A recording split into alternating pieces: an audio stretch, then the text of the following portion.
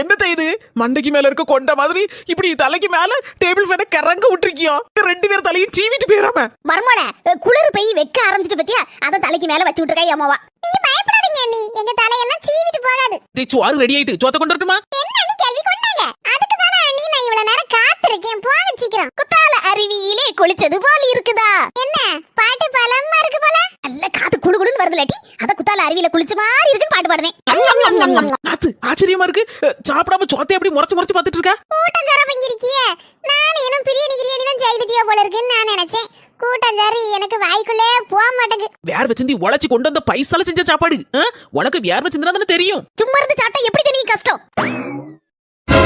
நாத்து இப்ப எதுக்கு ஃபேன் ஆஃப் பண்ணா?